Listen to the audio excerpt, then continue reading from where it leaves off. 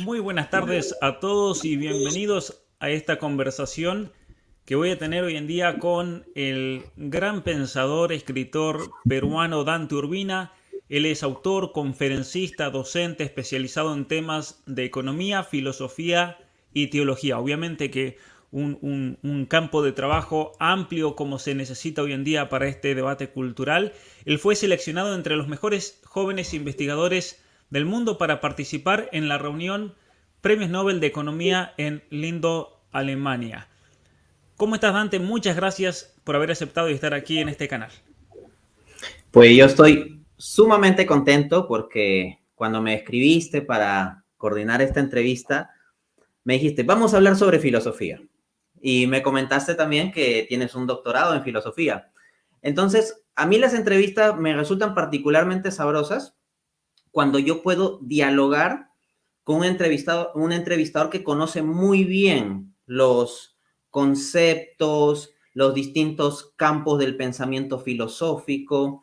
Entonces, en la medida en que puedo respirar filosofía, hablar de filosofía con alguien que está conectado con el mismo lenguaje, pues me siento sumamente contento. Así que estoy seguro que me la voy a pasar muy bien en esta entrevista.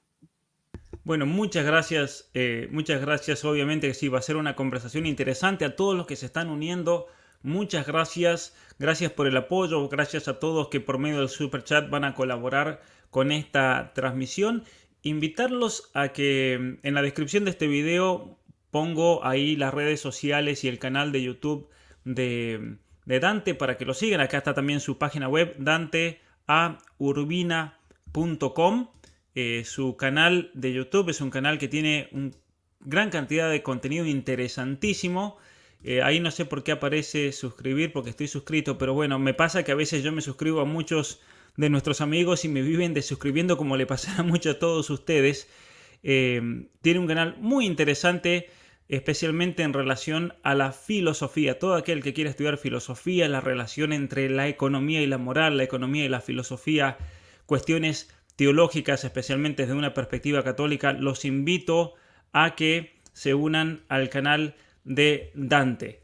Dante, primera pregunta, y ahí todos los que quieran ir preguntando en el superchat, por favor, adelante, anímense a preguntar. Pero yo te quiero hacer una pregunta. ¿Por qué te decidiste en algún momento de tu vida y cuál fue el contexto para estudiar filosofía?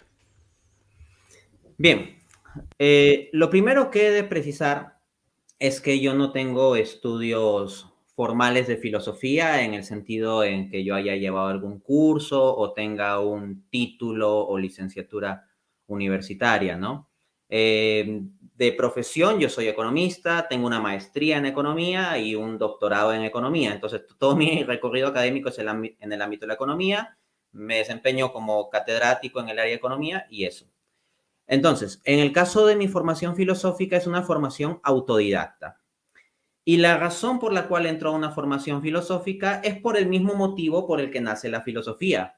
Porque el hombre, por el hecho de ser hombre, se hace ciertas preguntas. Ahora, uno puede, pues, distraerse con otras cosas, como diría Martin Heidegger, entregarse meramente al dominio de los entes y olvidarse de la pregunta del ser. Uno simplemente vive la vida para comer, para dormir, para ver Netflix, para ver videos tontos en YouTube, para salir con los amigos, emborracharse el fin de semana. Eventualmente uno se vuelve más serio y comienza a trabajar bastante y hacer horas extra para ganar más dinero y eventualmente ese dinero termina yéndose en comprarse un automóvil, luego comenzar a comprar electrodomésticos y así se va diluyendo la vida. Pero si el hombre es hombre, si el ser humano es lo que es porque tiene la cualidad de que puede hacerse las preguntas filosóficas. ¿Quiénes somos? ¿De dónde venimos? ¿A dónde vamos? En cierto modo podríamos definir al hombre como el animal filosófico o el animal con capacidad de filosofar. En consecuencia, la persona que no usa su capacidad de filosofar en línea con este razonamiento, ya sabemos en qué quedaría. No, ni siquiera necesito decir explícitamente la conclusión. Invito a una reflexión entonces sobre todos aquellos que viven pues simplemente en las cosas del mundo y no se preguntan sobre las grandes cuestiones filosóficas. Entonces, yo en mi niñez ya me preguntaba sobre este tipo de cuestiones Cuando tenía entre 4 a 7 años, solía pasear por el jardín de mi abuelita. Mi abuelita tenía un jardín muy, muy bello, mi abuelita Corina. Y recuerdo que ahí me preguntaba mucho sobre cómo sería Dios y también cómo sería la eternidad. O sea, trataba de hallarle coherencia o comprender la noción de lo que es la eternidad. Es algo que me preguntaba mucho, según recuerdo. Eventualmente, ya cuando llego a la adolescencia, en épocas de secundaria, en particular tercera y secundaria, yo llego a un pensamiento ateo. Había acumulado bastante conocimiento en ciertas áreas como la gramática, matemáticas y ciencias sociales. En ocasiones me ponía muy altanero frente a mis profesores y más grande que cualquier conocimiento que yo tuviera era mi soberbia, una soberbia absolutamente gigante. Entonces, es en ese contexto en que yo había acumulado conocimientos sobre determinadas ciencias, sobre determinados saberes que me había llevado a una gran soberbia, pero no había profundizado del todo en la cuestión filosófica y teológica. En medio de ese transcurso, de ese ateísmo mío lleno de soberbia, termino dándome cuenta de dos cosas. La primera es que estoy absolutamente solo. La segunda, que mi vida no tiene sentido. Porque el simplemente humillar o vencer a los demás no es de por sí un sentido de la vida, es simplemente una mecánica, una dinámica, pero no un sentido que dé contenido y trascendencia. Entonces me propongo buscar la verdad. Me dije, el sentido de mi vida, dado que mi vida no tiene sentido, el sentido de mi vida va a ser buscar la verdad y encontrarla. Y me embarqué. Pero me embarqué bajo el supuesto, bajo la premisa de que la mayor mentira de todas es la Iglesia Católica. Entonces, siguiendo lo que dice Aristóteles, no basta con decir la verdad, hay que demostrar la causa de la falsedad. Y mi investigación filosófica y teológica se enfocó en encontrar todas las herramientas para destruir intelectualmente al catolicismo. Así, investigué varias visiones religiosas alternativas: Islam, judaísmo, budismo, hinduismo, el ateísmo, el agnosticismo, y dentro del cristianismo, visiones cristianas no católicas, como diversas corrientes teológicas protestantes, los ortodoxos, sectas también, testigos de Jehová, adventistas, mormones. Y en el campo filosófico también hice un recorrido por todas las escuelas de pensamiento buscando aquella verdad, pero por el medio de destruir la fe católica. Así, pues, investigué el materialismo, el liberalismo, marxismo, el positivismo, el posmodernismo, el racionalismo, el empirismo y múltiples corrientes filosóficas, para eventualmente encontrarme más profundamente con la apologética católica y con la filosofía realista de Santo Tomás de Aquino. Y en medio que estoy profundizando en conocer mejor los fundamentos filosóficos y teológicos del catolicismo para poder destruirlo con más rigurosidad, me encontré que la verdad que yo estaba buscando, al final de cuentas, estaba allí. Entonces, mi proceso de formación filosófica ha sido un proceso en batalla de buscar destruir la fe católica. Luego de ya mi conversión a la fe católica, mi proceso de profundizar en el conocimiento de la teología y la filosofía sigue siendo un proceso de batalla, pero ya se trata de la defensa de la fe católica. En resumen, yo he entrado a la filosofía en términos de búsqueda y de batalla, de lucha. Para cerrar, me encanta este título del documental del sociólogo Pierre Bourdieu, que se titula La sociología es un deporte de combate. Bueno, en el caso mío, yo podría decir la filosofía es un deporte de combate. Para mí esto de la lucha del pensamiento, la lucha de los argumentos, la lucha de las diferentes corrientes filosóficas y teológicas es el debate y el combate ineludible en el cual me veo embarcado por la cuestión del sentido de la vida. Dante, a ver, varias cosas que salieron ahí que me parecen muy interesantes. Obviamente que tu camino filosófico lo podríamos definir como una especie de combate interior, ¿cierto? En la búsqueda del conocimiento. Pero cuando uno parte desde una perspectiva de un combate, a mí me parece que ese caos interior que se experimenta y que se manifiesta de muchas maneras, es un caos que tiene un aspecto muy positivo en el sentido, y como lo podemos ejemplificar con tu caso particular, que fue un punto de partida para salir a buscar una respuesta a grandes cuestiones que causaban ese caos o esa tensión interior. Pero mi pregunta es la siguiente, ¿cómo percibías en ese momento a la verdad o qué idea tenías de la verdad? Porque mencionaste la palabra verdad, la palabra mentira en relación a la Iglesia Católica era el paradigma de la mentira, pero uno para afirmar que algo es mentira lo tiene que hacer en referencia a cierto algo que es una realidad. Entonces, ¿cómo lo vivías internamente a ese combate, esa lucha intelectual en tu interior? Bien, es interesante el término que has usado para escribirlo, es un caos, ¿no? Hay una lucha interior, hay un caos. Y eso me hizo pensar en la teoría del caos. Lo que dice la teoría del caos, que es un desarrollo de los físicos y matemáticos en las últimas décadas, es que detrás del caos que nosotros vemos a primera vista hay estructuras subyacentes de orden. Entonces hay unos patrones detrás de determinadas cosas que podemos decir es caos. Por ejemplo, vemos el universo y nos parece simplemente un producto de azar, con galaxias que explotan y unas que nacen y otras que mueren y agujeros negros que absorben unas galaxias espirales. Bueno, eso es una teorización sobre las galaxias espirales y todo ese tipo de cosas. Pero la teoría del caos dice, detrás del caos hay estructuras de orden. Entonces, ya bajo la perspectiva, la nueva mirada que tengo ahora como creyente, me encuentro en que se trata de eso. Mi caos en la búsqueda y lucha filosófica y teológica que me llevó a conocer todas estas corrientes es parte de la providencia divina.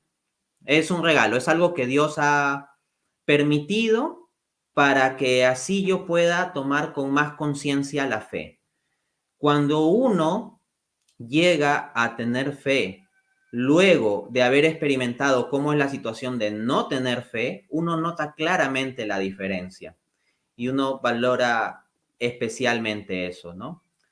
Entonces, eso es algo que no perdería de vista sobre la explicación de este proceso, ¿no?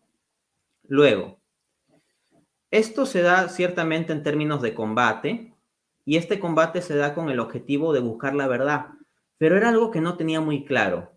Respecto a la verdad, tenía algunas nociones, algunas intuiciones que ahora puedo tal vez traducir más claramente, en ese momento no tanto. Uno, que la verdad me tenía que dar plenitud y sentido. O sea, yo no sabía exactamente qué era la verdad o cuál era la verdad, pero si el sentido de mi vida iba a ser buscar la verdad, es porque ya tenía implícita una conciencia, una semilla de que aquello que fuera verdad me iba a dar plenitud y sentido.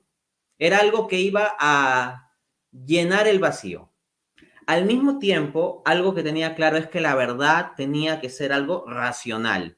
O sea, cuando yo digo algo racional, no me refiero a algo encerrado solo en nuestra mente.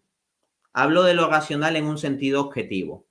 Me permito acudir a la cosmovisión cristiana para explicar mejor esto. En el Evangelio según San Juan, que es el más teológico de los 4 evangelios, encontramos el siguiente inicio. En el principio era la palabra estaba con Dios y la palabra era Dios. Luego Juan 1.14, lo que acabo de citar es Juan 1.1, Juan 1.14 dice, y la palabra se hizo carne.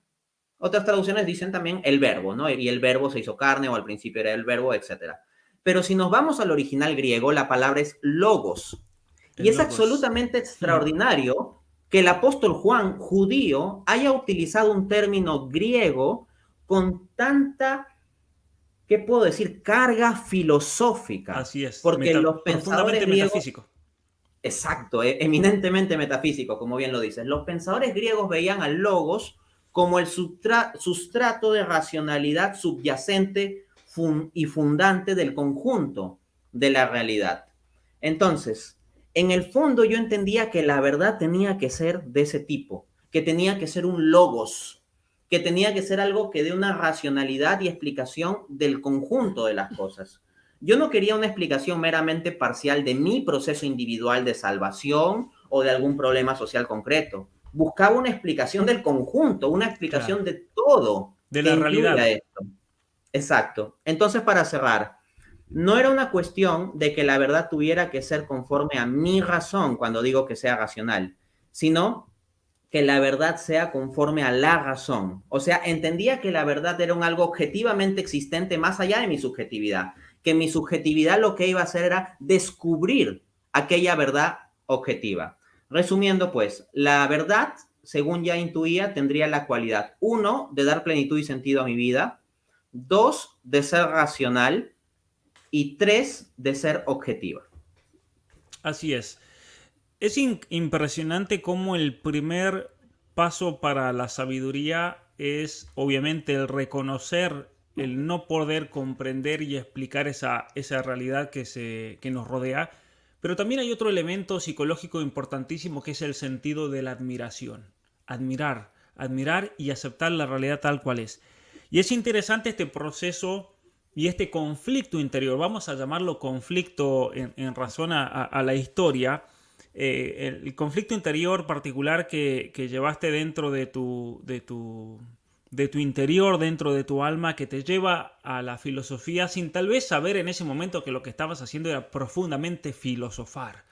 Porque la filosofía tiene relación con una relación esencial con esas grandes cuestiones, responder las cuestiones que muchas veces atormentan al ser humano y especialmente al ser humano contemporáneo que ha sido vaciado de todo contexto, de toda explicación, especialmente trascendente de la realidad y que lo lleva a un nivel de desesperación, de caos interior, de ansiedad que parece no tener solución según los modelos posteriores, filosóficos posteriores que se han elaborado. Ahora bien, aquí va mi comentario al respecto. La filosofía, de hecho, surge históricamente como un intento del ser humano por conocer las causas de las cosas y especialmente la causa primera de todo, que es el hecho de Dios. Y es importante, eso el mismo Santo Tomás de Aquino lo concede, que la existencia de Dios fue un hecho al cual se llegó por la mera razón. O sea, el hecho de la existencia de Dios no es porque la Biblia lo dice, no es porque Dios mismo se reveló y nos dijo yo existo, sino que ya los grandes filósofos griegos, él pone como ejemplo a Platón y Aristóteles, habían llegado a la conclusión de que existía no solamente Dios, sino que también era uno solo.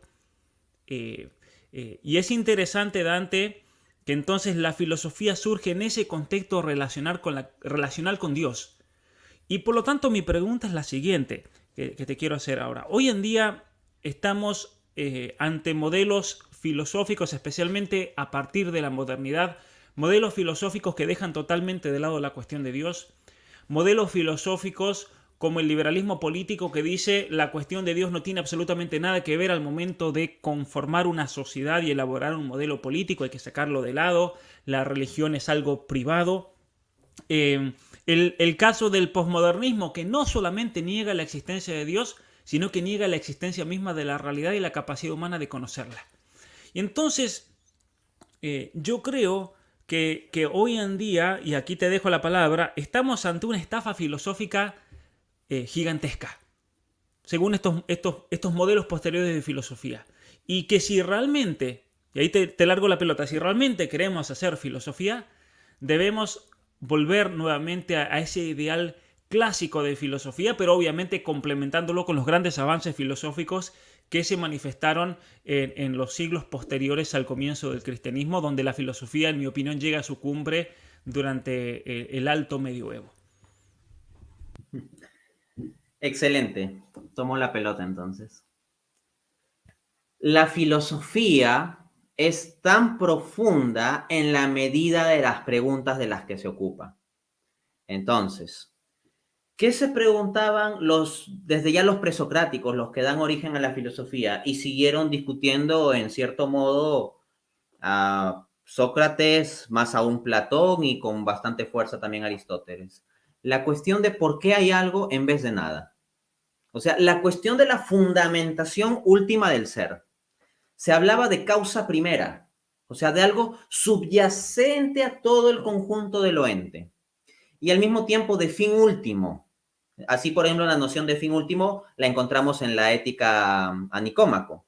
Esto es sumamente interesante porque cuando se trata de la cuestión metafísica, como en la metafísica Aristóteles, que considero que es la cumbre de la filosofía griega, pues encontramos la cuestión de la causa primera. el origen subyacente de todos los entes, el ser fundante. Y luego, en la Ética Nicómaco, encontramos que la acción del hombre, en términos de tener un sentido de la vida, de operar con sentido, con virtud hacia la auténtica felicidad, tal como lo entiende Aristóteles, es hacia el fin último. Entonces vemos toda una correlación de sentido, de la causa primera, subyacente a todo, y el fin último, hacia lo cual todo tendería. Al mismo tiempo, al llegar a la noción de ser subsistente o ser necesario en el pensamiento filosófico griego, se encuentra algo sumamente interesante porque en Éxodo 3:14, cuando Moisés le pregunta a Dios, ¿cuál es tu nombre? ¿Qué he de decir a los israelitas? Dios le responde, esto dirás a los israelitas, este es mi nombre, yo soy el que soy. Entonces, la correspondencia de este yo soy el que soy en la revelación hebrea y la noción filosófica a la que llegaron los pensadores griegos de el ser subsistente o el ser necesario, pues es una cosa que no debe pasar desapercibida. Efectivamente, la propia Biblia estaría de acuerdo con lo que tú dijiste hace un rato, que la existencia de Dios no es un asunto que se derive de la Biblia. O sea, la Biblia ya opera bajo el supuesto de la existencia de Dios, presupone la existencia de Dios porque es Dios mismo hablando. De hecho, en Romanos 1, del versículo 19 en adelante, el apóstol Pablo dice que incluso los paganos pueden llegar a conocer que Dios existe, porque reflexionando sobre las cosas visibles, se puede llegar a conocer al Dios invisible que las ha hecho y su sabiduría y poder. Luego pasa a decir que el problema ya es un problema de orden moral, de que no quieren adorar a Dios, no quieren seguirlo, etc. Pero en términos cognitivos, en términos racionales, sí está la capacidad de poder inferir la existencia del Creador a partir de la realidad creada.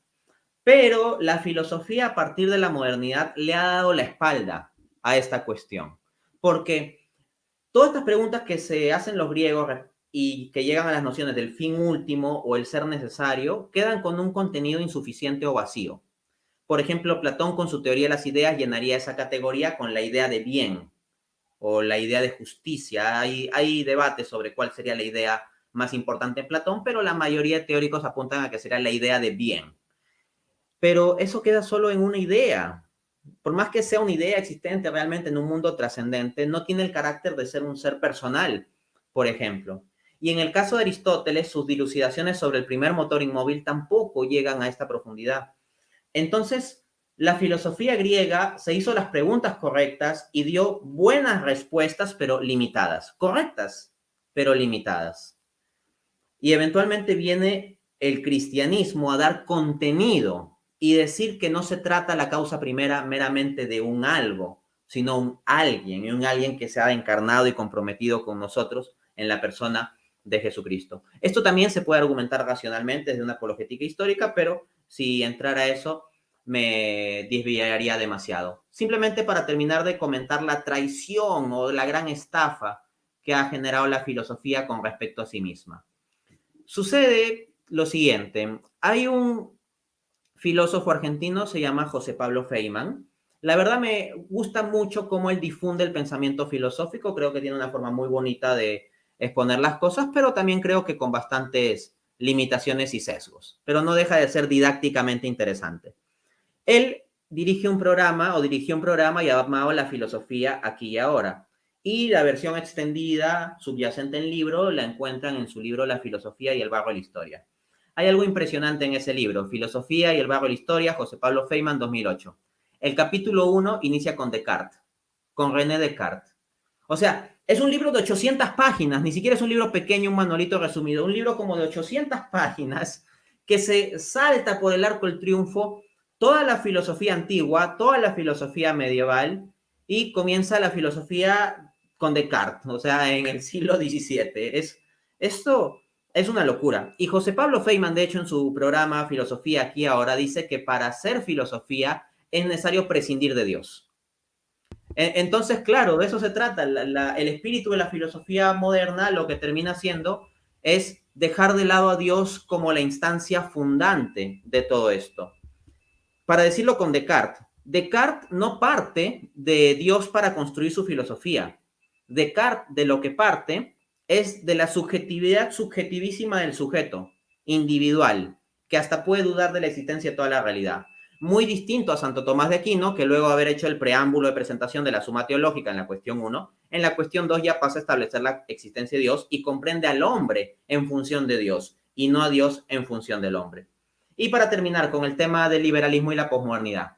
Ludwig von Mises, tal vez el más respetado y aclamado de los economistas liberales de la escuela austriaca, decía lo mismo que tú dices, solo que tú lo dices correctamente en sentido crítico y él lo decía en un sentido propositivo o positivo.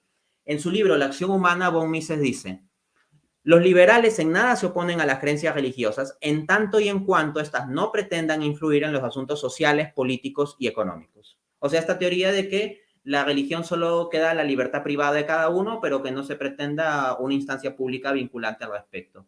Y en cuanto al posmodernismo, el posmodernismo no solo ha renunciado a la cuestión de Dios, ha renunciado a la cuestión de ser, de verdad. Yo decía que la verdad tendría tres características: dar un sentido, ser racional y ser objetiva. La posmodernidad niega todas esas cosas y por lo tanto la posmodernidad no puede dar una auténtica respuesta a las grandes angustias y preguntas del hombre. Así es. Bueno, gracias a Pablo César Gallo que está aportando para esta causa. Un saludo enorme allá en Argentina. Ahora bien, hay muchas preguntas aquí que voy a ir sacando de a poco a medida que vayamos desarrollando esta conversación. Pero la pregunta que quiero hacerte en este momento, después de esa crítica obviamente necesaria y justa a estos modelos filosóficos modernos y especialmente ese gran crimen, a ver, para que la gente que no haya estudiado filosofía y pueda ponerle un contexto a lo que acaba de decir Dante, a partir de comenzar a estudiar lo que dice este estafador Feynman, de comenzar a estudiar filosofía a partir de Descartes, y que la cuestión de Dios no tiene lugar en la filosofía, siendo que la filosofía de hecho es la respuesta a la cuestión de Dios más que cualquier otra cosa.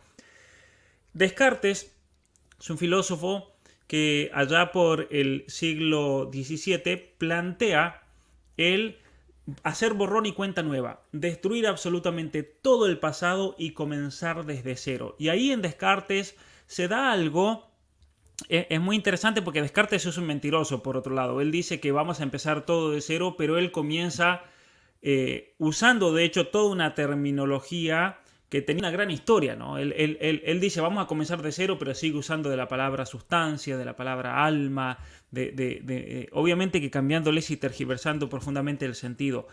Pero Descartes es un iconoclasta intelectual. Es decir, lo que está haciendo el posmodernismo hoy en día de rechazar absolutamente todo, incluso ignorar la ciencia, ignorar la objetividad, ignorar la realidad, es lo que Descartes hizo con el pasado filosófico. Vamos a empezar de cero con un nuevo paradigma a partir del cual se deja de lado el ser y es ya el intelecto el que construye. Por eso el constructivismo, el estructuralismo ya estaba en la semilla en Descartes, porque él dice la famosa frase pienso, luego existo. Es decir, el hecho del pensamiento es lo que es el fundamento del ser y no al revés. El hecho de que somos, como lo que mencionaba recién, la subsistencia, es el fundamento, el acto de ser es el fundamento de toda la realidad. Ahora bien, la pregunta que quiero hacerte ahora es lo siguiente. ¿Por qué hay que aprender a pensar filosóficamente? ¿Cuál es la importancia? Y esto lo digo por lo siguiente. Vamos a ver si encuentro la pregunta que alguien había dicho. Pero una persona comentaba recién acerca del aspecto laboral. ¿Para qué estudiar? Aquí está. Doctor Dante, dice Memo Betancourt, gracias por el comentario. ¿Qué opina del rechazo generalizado de la filosofía debido a las pocas aplicaciones prácticas? Mira esto, qué interesante. Las pocas aplicaciones prácticas, si supieran, que tiene en el mundo laboral y económico actual. Es verdad lo que dice Memo, no lo critico a él, sino que esa confusión generalizada con la filosofía. ¿Para qué sirve la filosofía? En ese pensamiento utilitarista. ¿Por qué? Entonces, en relación a ese comentario, ¿por qué es importante aprender a pensar filosóficamente hoy en día, siglo XXI? Lo primero es que quiero señalar la instancia o ejemplificación de ser muy práctico, hacer cosas y no filosofar. ¿Saben quiénes realizan un conjunto de actividades prácticas y no filosofan los monos. Los monos, por ejemplo, los monos se rascan, los monos consiguen fruta, los monos juegan, tienen relaciones, o sea, los monos hacen todo tipo de cosas. Lo que no hacen es filosofar. Entonces, si nosotros decimos, claro, en línea con el prejuicio pragmatista de esta sociedad capitalista posmoderna, decir, bueno, ¿y para qué sirve la filosofía? Y bueno, si no sirve, entonces no importa. Ese utilitarismo terminaría reduciéndonos a la cualidad de animales, solo que animales más sofisticados. Animales que ven Netflix mientras están ahí rascándose, tirados en el mueble, comiendo comida chatarra, trabajando sobre tiempo para pagar una tarjeta de crédito por un consumo de tonterías del fin de semana. Entonces, nuestra vida no sería más que la animalidad más sofisticada y punto. Y claro, desde una perspectiva materialista, esto termina resultando coherente. O sea, si Dios no existe, si el hombre no tiene alma espiritual, ¿qué es el hombre? El hombre es un animal más sofisticado.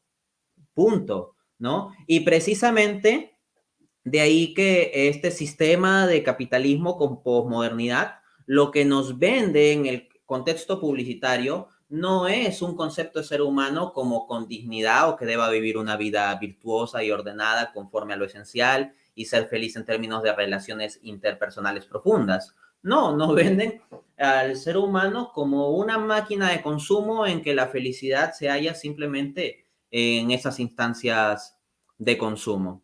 Entonces, esto es parte de la maquinaria económica misma, una manipulación sistemática que es funcional para el sistema. Si nosotros fuésemos capaces de filosofar más, de ser más críticos con nuestras estructuras de producción y de consumo, con nuestras dinámicas individuales y colectivas de trabajo y de consumo, el sistema sufriría un gran golpe. Por eso el sistema quiere gente que no filosofe.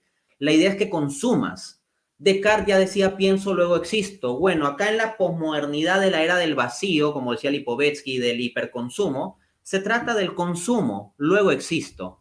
Nuestra existencia está condicionada a poder agarrar el celular, a comprar tal ropa, a comprarnos un nuevo modelo celular, a estar viendo Netflix o cosas por el estilo. Dante, una Entonces, pregunta. Disculpa que te dale. corte ahí, en esta línea. ¿Tú crees que hay una correlación entre el no hacer un esfuerzo filosófico por pensar y el consumo desmedido de placeres y de cuestiones materiales?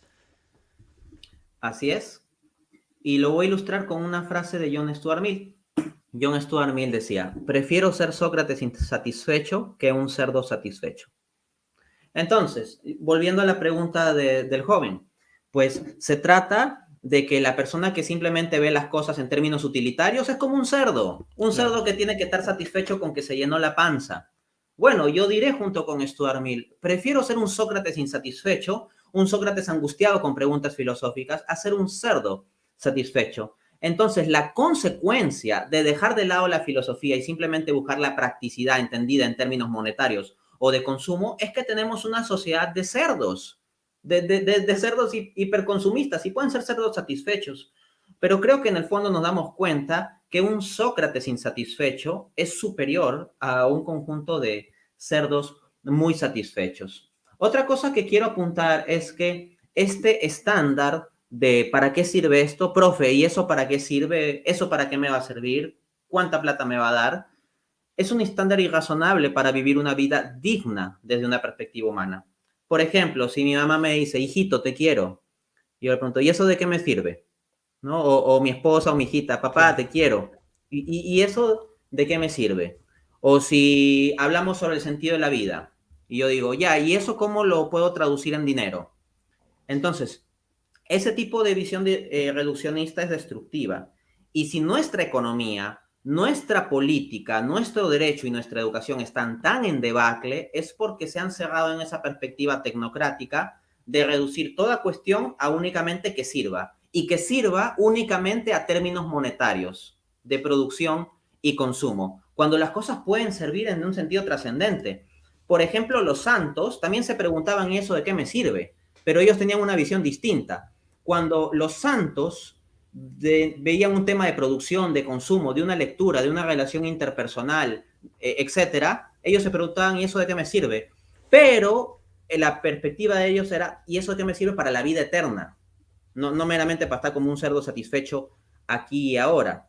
Entonces, es importante que nosotros ampliemos nuestro marco de referencia sobre lo que sirve. Servir es simplemente que nos produzca placer corporal y mayor engorde de nuestra cuenta bancaria. Si uno tiene ese tipo de concepto, pues bueno, felicidades, eres un cerdo, solo que un poco más sofisticado.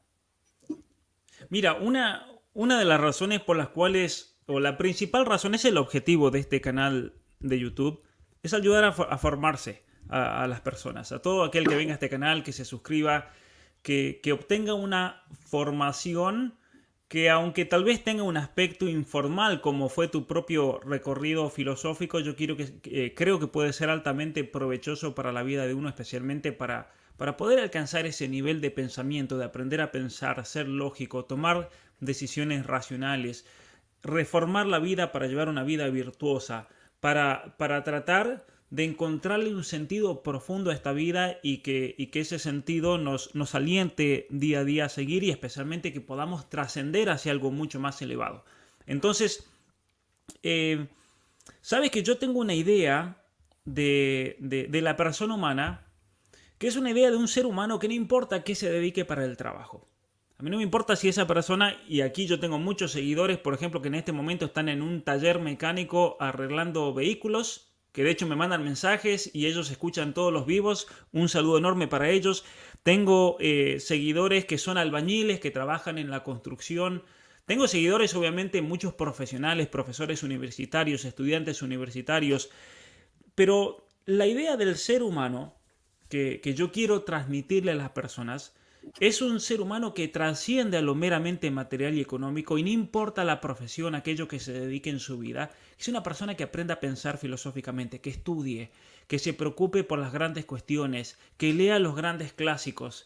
El sueño mío es poder ayudar, por ejemplo, a un albañil a que el día que vuelve de su trabajo, el hombre agarra, se sienta en la mesa, abre un libro, invita a sus hijos a leer, conversan entre todos, se comienza a formar por su cuenta. Y es muy bueno lo que tú decías de la formación personal, como tú llegaste por un medio de una formación informal. O sea, si Dante Urbina lo pudo hacer por su cuenta, obviamente respondiendo a ese gran drama interior que nos describía, obviamente que es posible hacerlo. Mira, voy a compartir.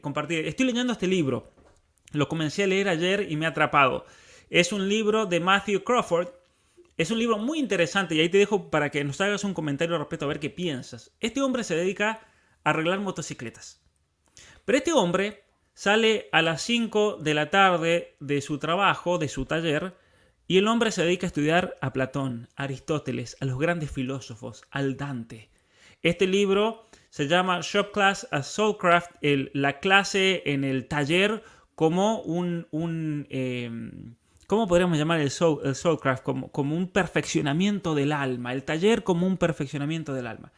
Este hombre tiene un doctorado en filosofía. Él estudió en la Universidad de Chicago, él fue parte de uno de los programas más prestigiosos del mundo, de hecho es muy difícil entrar a ese programa de doctorado, y una vez que él termina el doctorado, haciendo un resumen de su vida, él va a trabajar a un think tank, y en ese think tank el hombre se frustra porque es un trabajo que muchas veces no tiene sentido. Él se da cuenta que el think tank en realidad no tenían que hacer investigación buscando la verdad, sino que simplemente tenían que investigar para traer más dinero de los donantes. Entonces él dijo, pero esto no es esto, ¿qué amor a la sabiduría de la verdad es? Entonces el tipo se va, luego consigue un trabajo con una compañía farmacéutica. La compañía farmacéutica emplea a este doctor en filosofía para que haga resúmenes de los artículos científicos que salían. Entonces tenía que resumir 20 artículos científicos al día, lo cual era prácticamente imposible, sobre temas que iban desde la carne porcina hasta cuestiones mecánicas. Obviamente no tenía conocimiento de esos temas. Entonces el hombre abandona y encuentra el sentido de su existencia, de su trabajo, arreglando motocicletas. Esto es interesante, ¿no? Arreglando motocicletas. Y escribe este libro, ¿no? Entonces él plantea aquí, Dante, esto que hablábamos recién, la necesidad de volver a los clásicos, volver a la humanidad, volver a las humanidades, volver al pensamiento y no caer en una visión utilitarista de la universidad.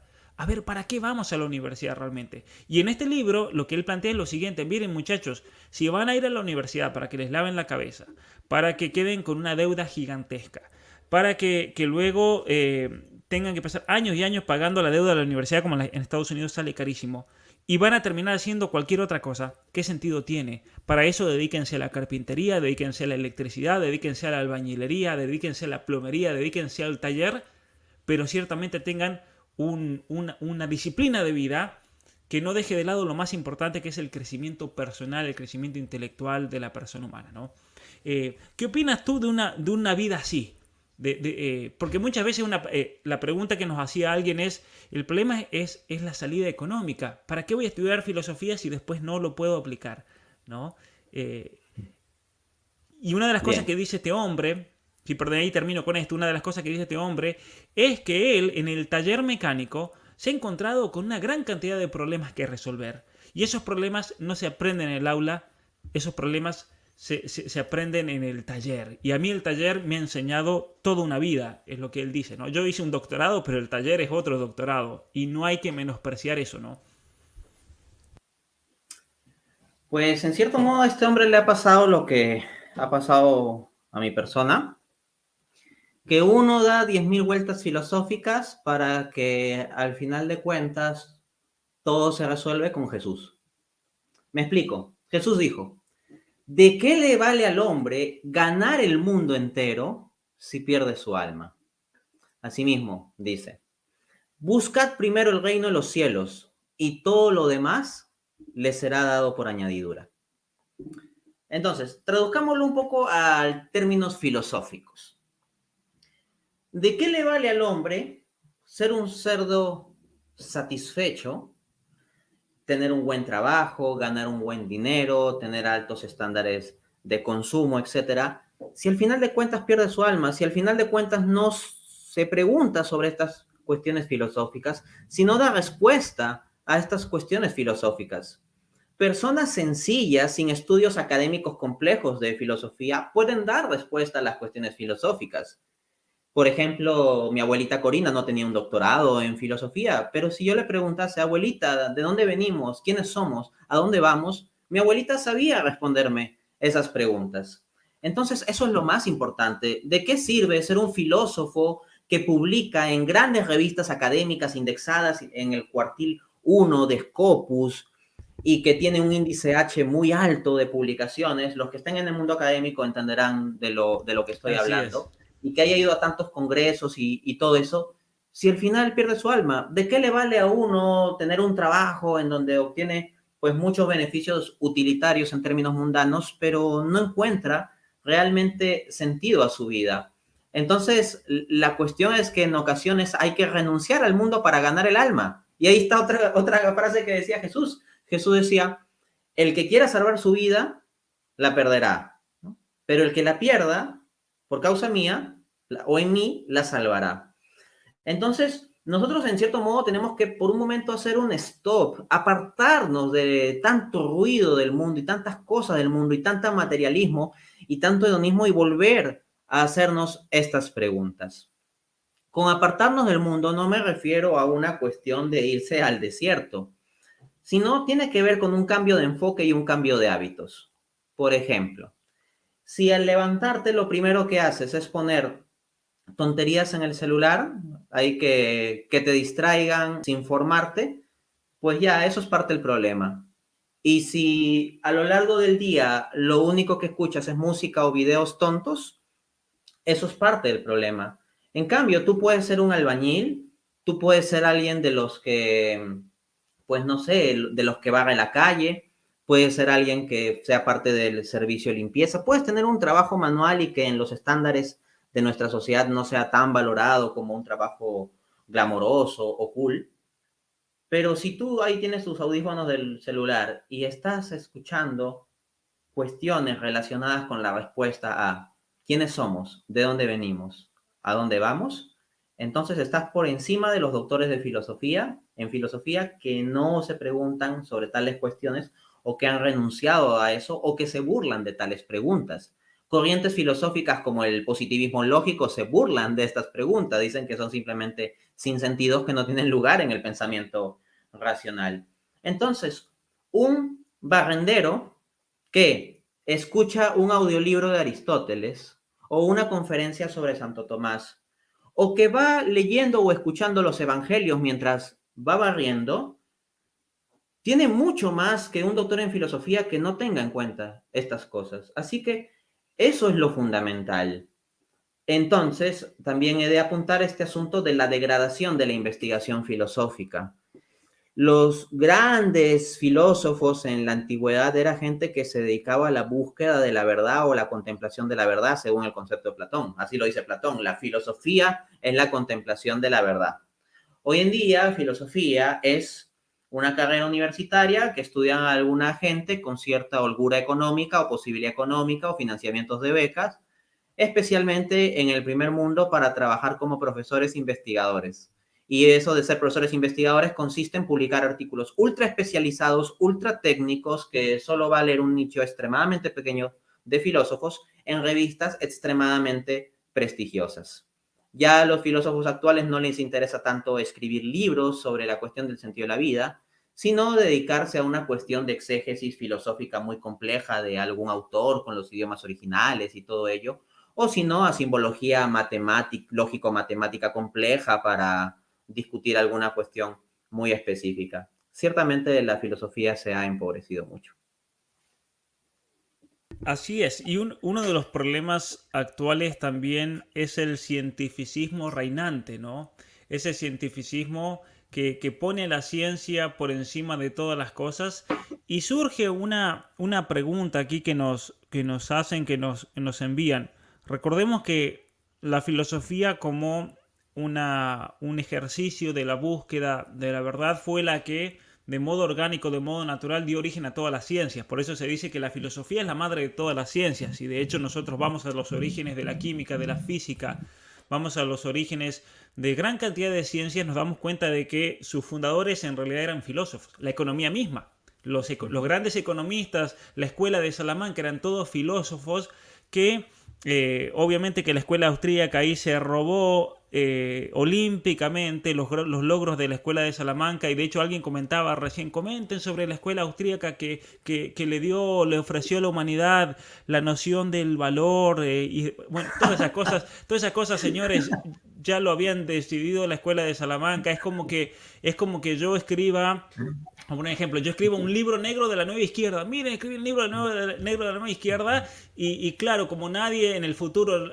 supongamos, nadie lo conoce, Agustín Laje, van a decir, Pablo Muñoz Iturrieta escribió el libro. No, señores, eso se lo robé a... Pero bueno, mira esta Y pregunta peor que nos sería hace. que se lo robes e encima lo distorsionas, ¿no? Eso, y por Porque eso, a la ver, escuela de Salamanca, la escuela austriaca ha hecho una distorsión sumamente grosera en la escuela de Salamanca. No me voy a explayar sobre ese tema, simplemente referiré que en mi canal yo di una conferencia la semana pasada en que argumenté 7 puntos de oposición documentados entre la escuela austriaca y la escuela de Salamanca. En las próximas semanas tal conferencia estará disponible en mi canal de YouTube. Entonces, bueno, simplemente lo para ese anuncio tema... para mostrar que la luz del conocimiento, la verdad y el valor no nos lo trajo la escuela austriaca. Así es, y yo de hecho quiero invitar a todos aquellos, y me parece bien que lean a la escuela austríaca, Sí, pero que profundicen la escuela de Salamanca para que encuentren las verdaderas raíces y realmente una solución mucho más profunda y más compleja, especialmente que lean a un autor español de apellido Marín, creo que es Carlos, el nombre de él. Daniel Marín. Daniel Marín. Que vean obviamente también los videos y los escritos de aquí de Dante.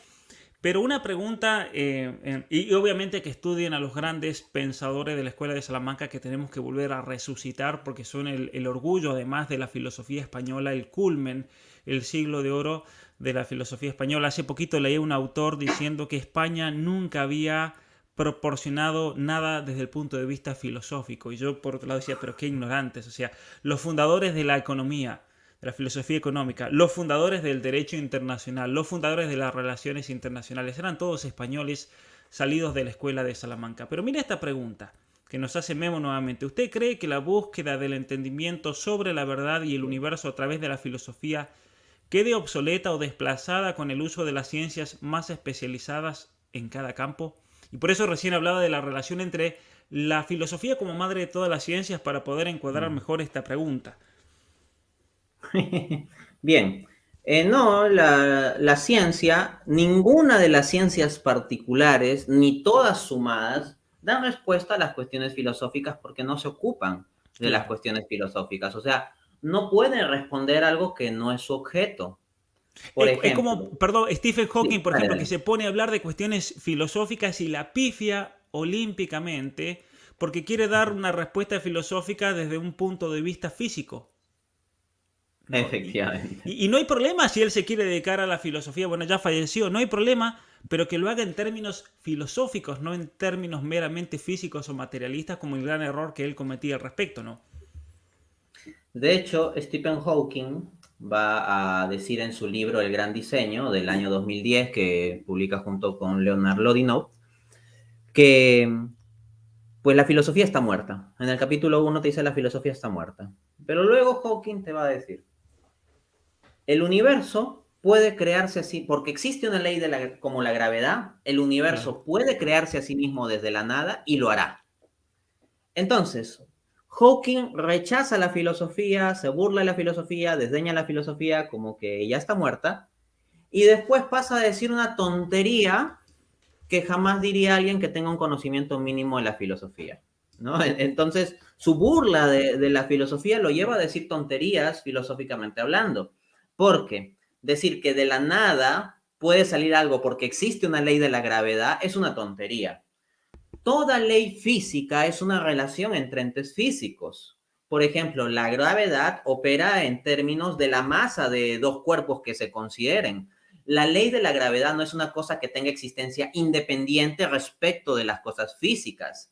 Entonces, la nada, perdón, dije la nada, la gravedad, ¿no? La gravedad opera en términos de que haya entes físicos que se estén relacionando, o es una forma de describir la relación entre entes físicos. Pero la nada no es un ente físico, la nada es la negación de toda entidad física. Entonces decir que el universo se creará a sí mismo desde la nada sería un absurdo. Al mismo tiempo le falta la rigurosidad conceptual, porque después, si revisamos un poco más, Hawking le está llamando nada al llamado vacío cuántico, pero el vacío cuántico ya es un algo, porque Claro, tiene una es un hecho estructura, material. exacto, es un hecho material que ya tiene una estructura básica y de por sí no es eterno. Así que también viene de nuevo la pregunta, ¿de dónde surgió? ¿Cómo surgió? Si es que no es eterno y de la nada nada sale, entonces este mismo vacío cuántico requiere de una explicación. Pero Hawking no se da cuenta de esto por un síndrome de Dunning-Kruger filosófico. Hawking es extremadísimamente inteligente en el campo de la física teórica. Que ojo, ser inteligente no es lo mismo que estar en lo correcto. Ni siquiera en física, porque Einstein con su inteligencia buscó una teoría del todo y fue un gran fracaso durante toda su vida tratando de armar versiones de teoría del todo también. Einstein hizo muchas cosas muy interesantes con la teoría de la relatividad especial y la relatividad general, pero la búsqueda de Einstein sobre la teoría del todo sí es reconocido como un pensamiento frustrado del gran físico. En el caso de Hawking, tiene un síndrome de Dunning-Kruger filosófico, porque pues habla con total seguridad desdeñando la filosofía y precisamente por no conocer la filosofía no se da cuenta de su propia incapacidad filosófica.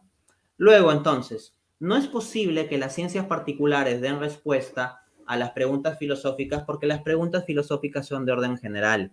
La filosofía se pregunta sobre el ser. No hay ni una sola ciencia que estudie el ser.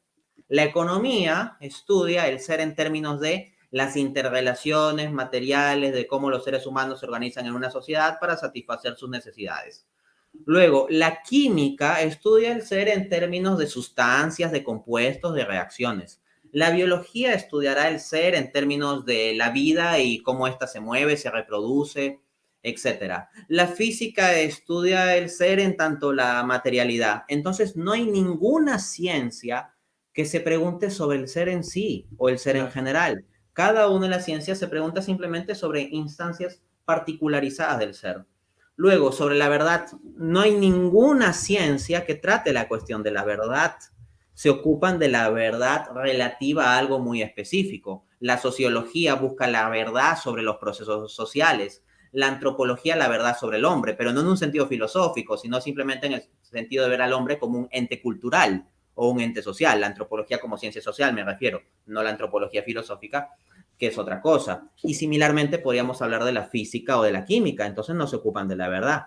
Luego, en cuanto a la cuestión del bien, no hay ninguna rama de la ciencia que se ocupe del bien o responder preguntas filosóficas como ¿cuál es el sentido de la vida?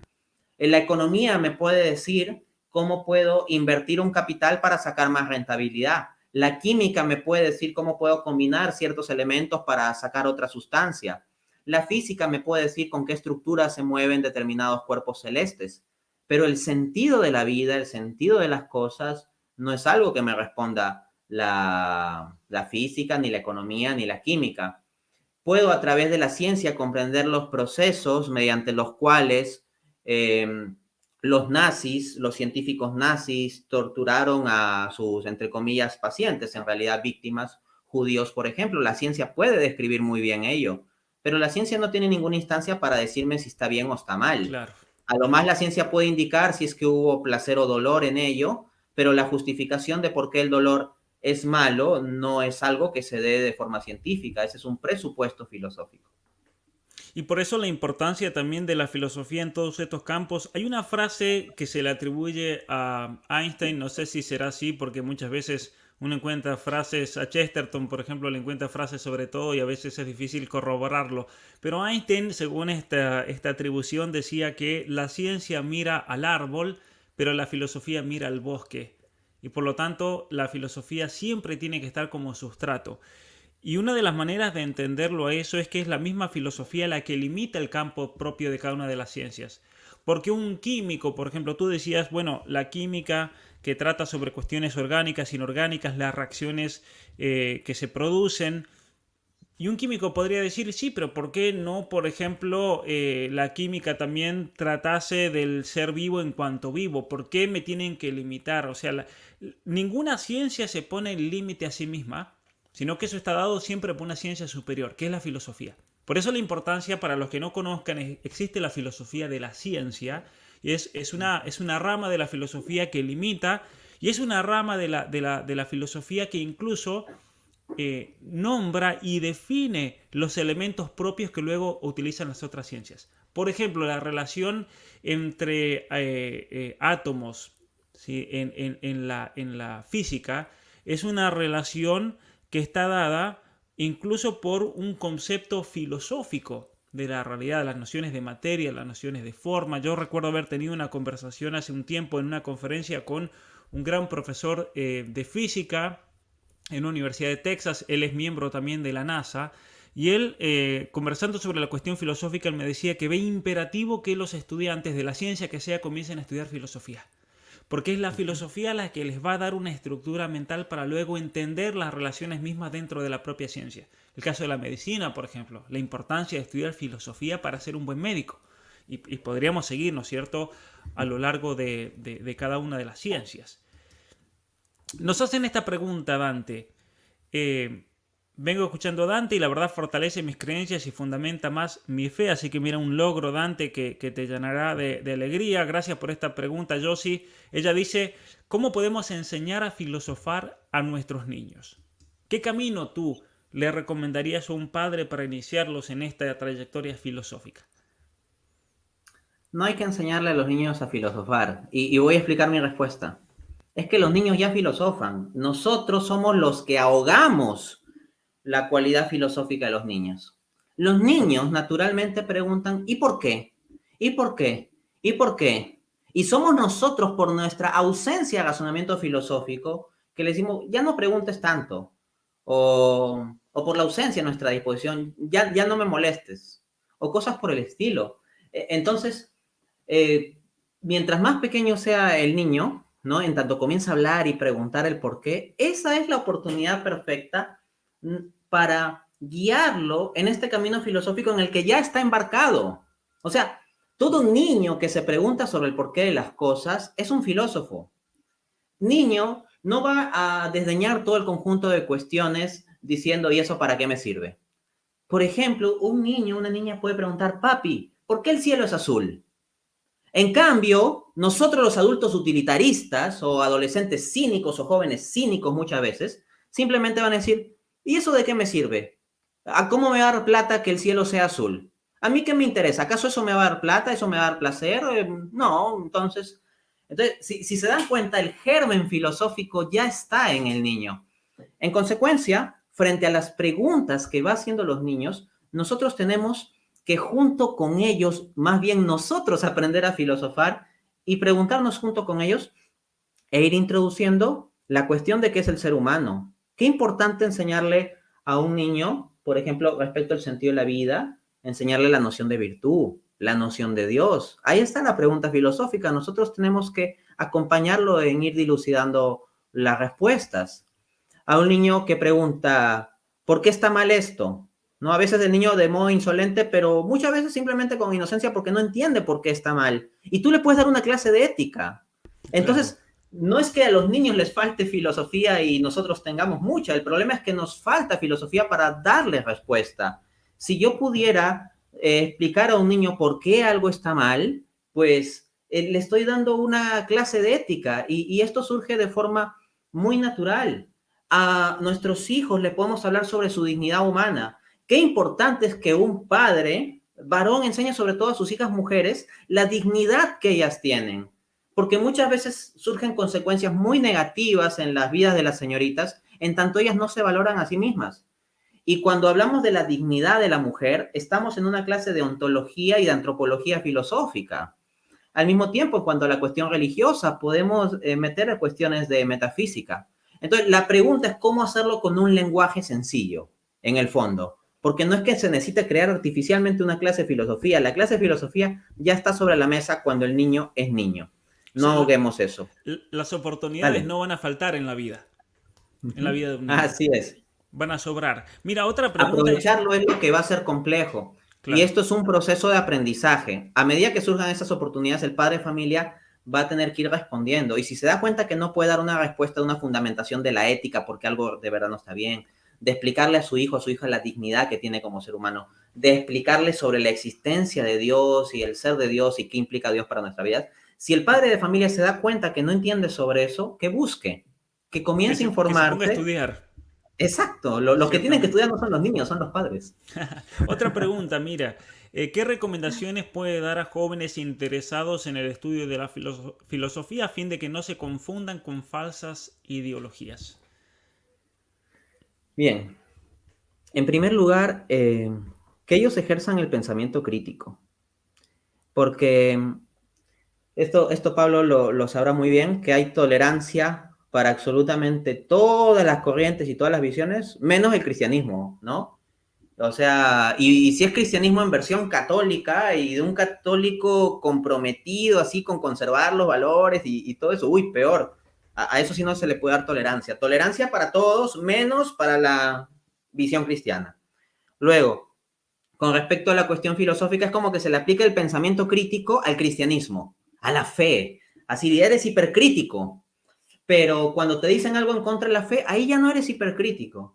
Lo que yo no tengo miedo con que los jóvenes sean críticos del cristianismo si es que son rigurosos, porque si son rigurosos van a investigar bien, y si investigan bien y si son sinceros van a llegar a la fe. Yo tengo esa confianza. Y también tengo la confianza de que si aplican correctamente el pensamiento crítico a las corrientes anticristianas, van a terminar viendo que son falsas. El problema es el prejuicio. Me explico. Eh, Se ha dado el caso en donde yo he conversado con personas sobre la historicidad de la resurrección de Cristo, el caso histórico a favor de la historicidad de la resurrección de Cristo. Y les doy un conjunto de argumentos y pruebas y las personas me ponen objeciones y les comienzo a refutar sus objeciones y les doy datos y toda una correlación de razonamiento. O sea, todo termina con mucha contundencia y a veces la persona dice, oye, pero ¿no habrá sido que Jesús fue un extraterrestre? O sea, le termino de refutar todas las teorías de explicación sobre Jesús en términos de esta tierra, de este mundo, de que la resurrección haya sido porque los apóstoles se lo inventaron, pero que Jesús no resucitó, o los apóstoles se robaron el cuerpo, o Jesús se desmayó en la cruz, pero se volvió a reanimar cuando ya estaba en la tumba y sacó la piedra de algún modo, o simplemente fue una resurrección espiritual, pero no fue algo realmente corporal. Todo ese conjunto de alternativas muestro que son absurdas Y la persona, en lugar de decir, bueno, entonces parece que tenemos un sólido caso a favor de la resurrección de Cristo, dice, no, ¿y qué tal si fue un extraterrestre? Entonces, las personas son extremadamente escépticas, extremadamente hipercríticas en ocasiones cuando se trata de la fe cristiana, pero para creer una tontería como una teoría alternativa, explicarlo con extraterrestres, ahí sí son recontra crédulos, Claro. ¿no? Ahí se Si, creen por ejemplo, todo. yo les vengo a hablar de la Biblia, me salen con 10.000 objeciones, pero viene un documental tonto como Gates y la gente se lo cree. Y Claro. dice, ah, sí, es que hay un montón de dioses que nacieron el 25 de diciembre. Y esa gente no se va en ningún momento a verificar si efectivamente Es una tales mentira tremenda. personajes eran dioses o nacieron el 25 de diciembre, ¿no? O, por ejemplo, los cristianos que se creen que la Navidad fue un suplantar la fiesta del sol, cuando en realidad en el Imperio Romano pusieron la fiesta del sol para tapar la Navidad. Y la mayoría de gente que se cree esto no saben ni siquiera quién fue Juliano el Apóstata, que de hecho hizo eso. Entonces nos cambian, nos tergiversan la historia, nos reescriben la historia para poder dominarnos psicológicamente. Una Solo, pregunta, solo algo breve para sí. dar una respuesta concreta a la pregunta. Entonces, dos cosas yo digo para meterse en el campo filosófico sin dejarse engañar por falsas filosofías. Uno, pensamiento crítico, pero aplícale pensamiento crítico riguroso a todo, no Claro. solo a lo que no te guste, no solo le apliques pensamiento crítico a los de la izquierda, Incluso aplícalo lo que también a los estamos de la hablando derecha. ahora, pónganle pensamiento crítico. Todo, exacto, todo. Porque lo que sea verdad va a resistir el escrutinio y el pensamiento crítico si es que eres honesto. Claro está, si eres deshonesto y te quieres quedar en tus sesgos, ya esa es otra cuestión. Y Ujú. lo segundo es ser riguroso. O sea, no te quedes de oídas, busca las fuentes. Por ejemplo, dices, yo no creo en el cristianismo porque San Agustín dijo tal cosa sobre la mujer o Santo Tomás dijo tal cosa, que es una tontería. Y nunca te has tomado el trabajo de verificar si es que Santo Tomás realmente lo dijo y muchas veces resulta que ni siquiera dijo tal cosa, pero tú ya descartaste el cristianismo por haberte dejado llevar por una fake news en el fondo. Claro, Entonces, esos dos elementos, pensamiento crítico y rigurosidad en la investigación con fuentes confirmadas. así es. Iba a comentar algo y se me fue, pero Perdón.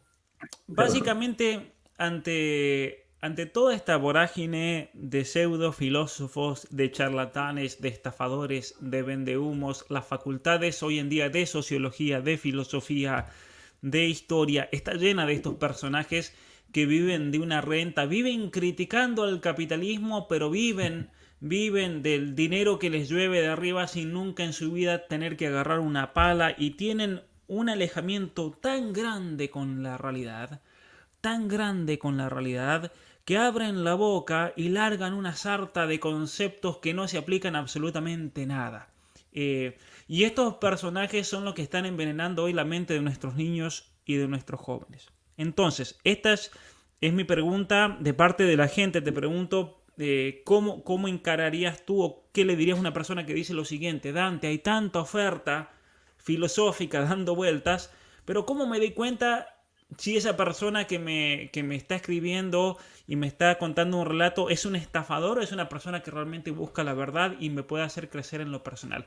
¿Cómo darse cuenta? ¿Qué parte de ese espíritu crítico tiene que adquirir uno para discernir, vamos a usar esa palabra, para discernir al estafador del verdadero filósofo? Bien.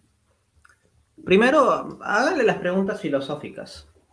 ¿Quiénes somos? ¿De dónde venimos? ¿A dónde vamos? Respóndame, por favor. Deme respuestas concretas a estas tres preguntas. Con eso vas a matar a la mayoría de estafadores. Un montón de estos estafadores te pueden hablar de la hermenéutica y la transhermenéutica y el ente y el nominalismo y el constructivismo y la microfísica del poder Foucaultiano, las teorías marxistas, neomarxistas, antimarxistas, promarxistas, etcétera, en las teorías liberales, antiliberales, posliberales, retroliberales, y meterte un montón de términos rimbombantes, a veces hasta los apellidos de esta gente son rimbombantes de por sí, con muchas consonantes en ocasiones. Y lo que nosotros encontramos es eso. Pregúntale directamente quiénes somos, de dónde venimos y a dónde vamos. ¿Cuál es la respuesta que tú das sobre esto? Y si ves que la persona no es capaz de darte una respuesta clara sobre esos tres puntos, entonces next, o sea, tienes que pasar a otra cosa. Dante, Y mira, luego el segundo filtro, sí, y que es simplemente la aplicación del criterio, con esto termino, es la cuestión de, ¿podrías darme una fuente sobre esto? Porque por ejemplo, viene alguien a hablarte en contra del cristianismo, bla, bla, bla, bla, bla, bla. Sí, es que Santo Tomás, no sé cuánto, ya. ¿Podrías darme alguna fuente donde Santo Tomás dijo eso?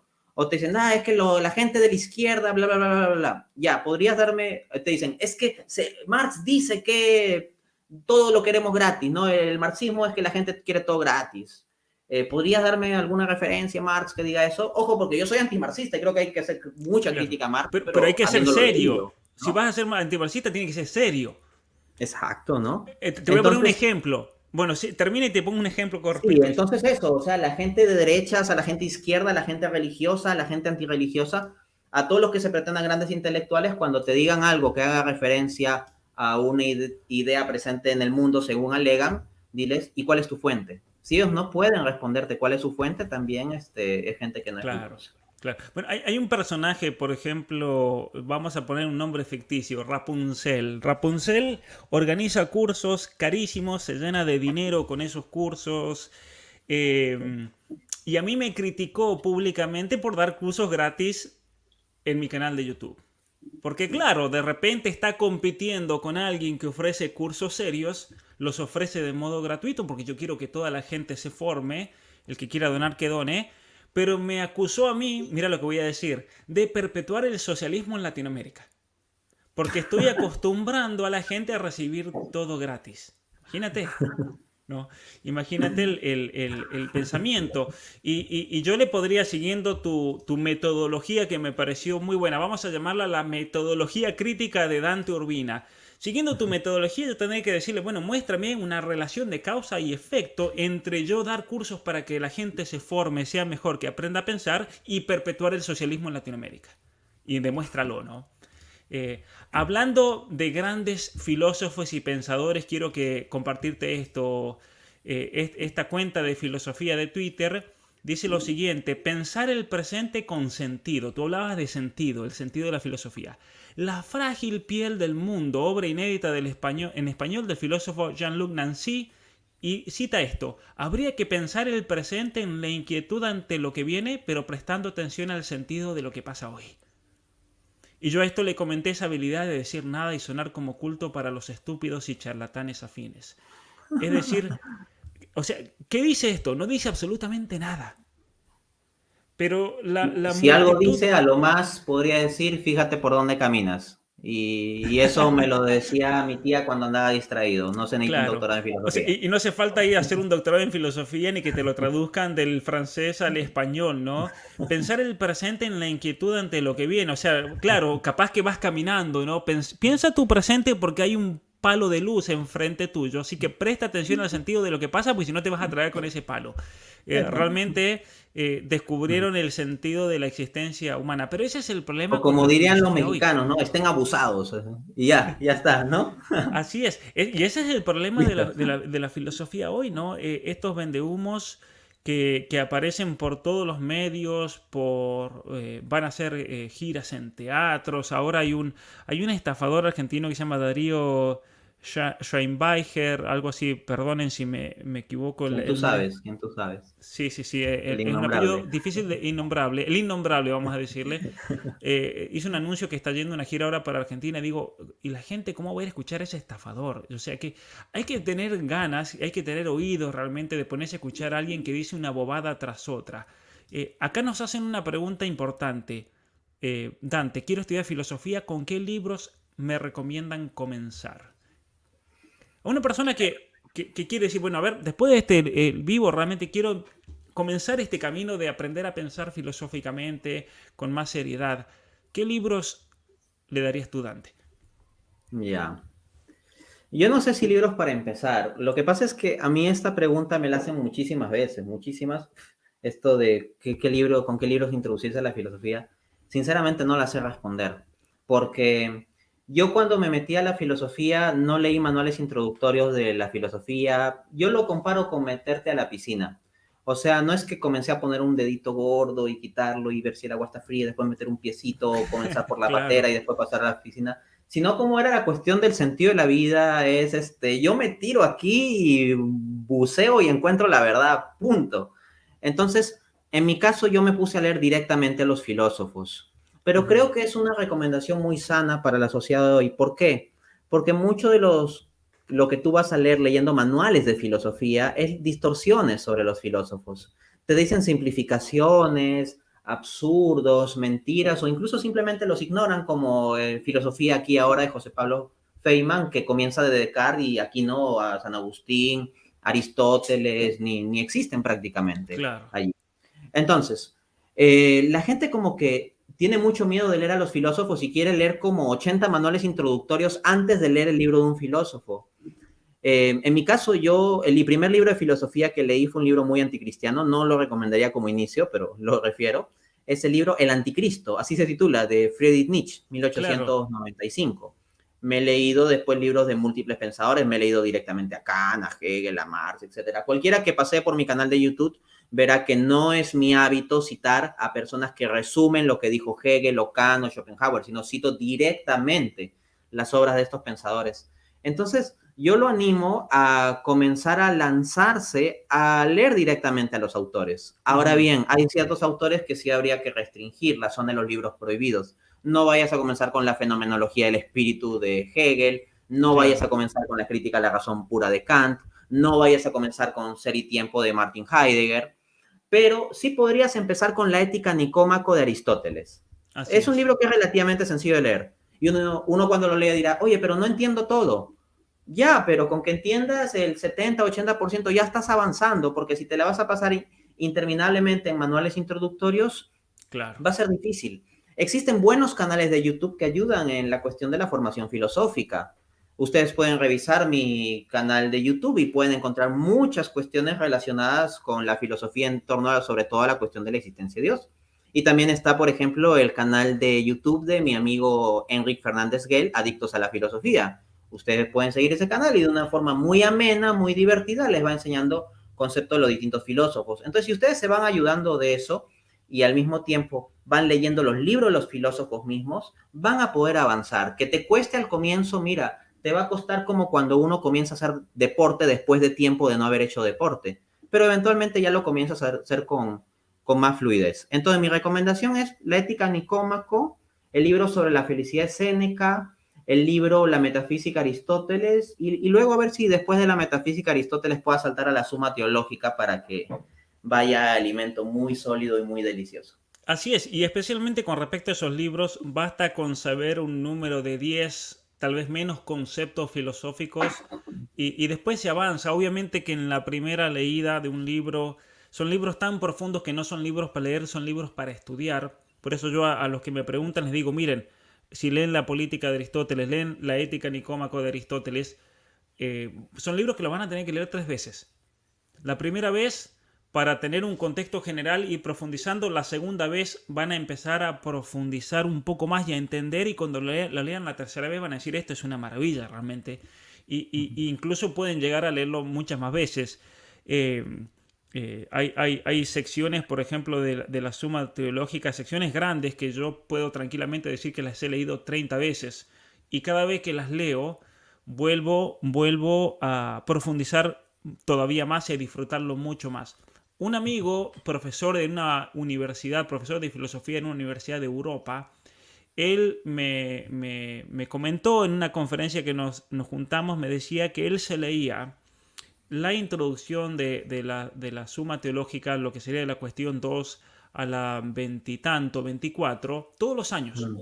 Todos los años, todo el tratado de D1, se lo leía todos los años porque realmente lo hacía pensar y reflexionar profundamente. En los Estados Unidos tenía un profesor tomista muy bueno, John Whipple, que fue uno de mis directores de tesis, y él leía todos los años la crítica a la razón pura de Kant. No porque estuviese de acuerdo con Kant, sino porque era una crítica de Kant a todo lo que él creía y eso le traía nuevas respuestas, especialmente para enfrentarse a la modernidad y al progresismo actual. Me parecía una táctica muy, muy buena, muy interesante. También aprender a leer al enemigo y entenderlo bien al enemigo, porque eso Ujú. nos va a asegurar, bueno, si uno está realmente, nos va a sacudir, pero en el buen sentido de la palabra.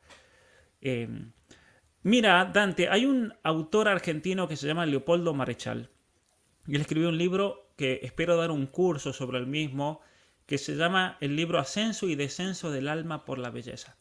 Yo ese libro lo leí cuando tenía 16 años. Me lo dio mi profesor de filosofía en la escuela secundaria a la que fui. Y ese libro me atrapó. Ese libro me atrapó tanto que yo dije, voy a estudiar filosofía, esto es lo mío.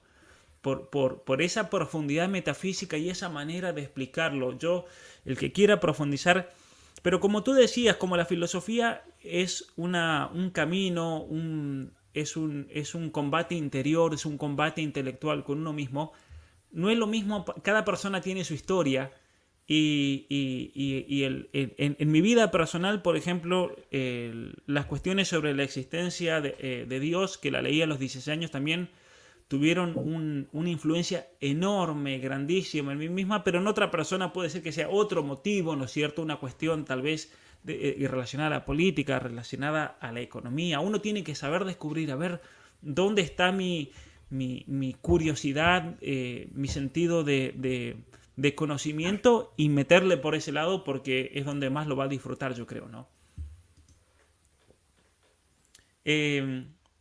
No hay que enseñar a los niños a filosofar, dice nuestro amigo Antonio, un saludo enorme. Los niños ya filosofan, hay que enseñar más bien a los adultos a volver a ser niños. ¿Qué piensas de este gran comentario de nuestro amigo Antonio? Saludos allá en California.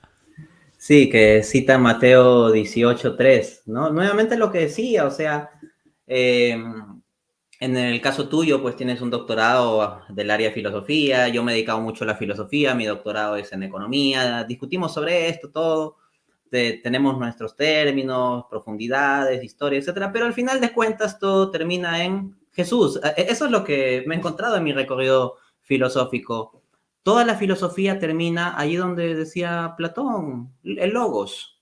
No más que ese logos tiene rostro, ese logos encarnado, ese logos es Cristo.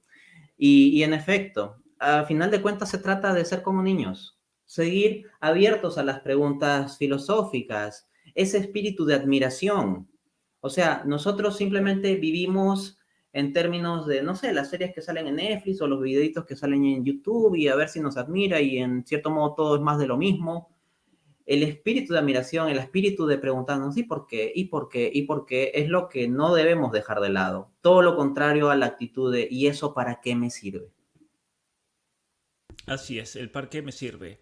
La ausencia, gracias Alejandro por la colaboración, a todos los que están ayudando. La ausencia de respuestas en los filósofos precristianos, en el cristianismo se responde cada una de ellas de manera racional. Eso es muy importante, ¿no? El elemento filosófico, metafísico dentro del cristianismo es fuertísimo y por ello el cristiano es un ser que desde la razón defiende su fe.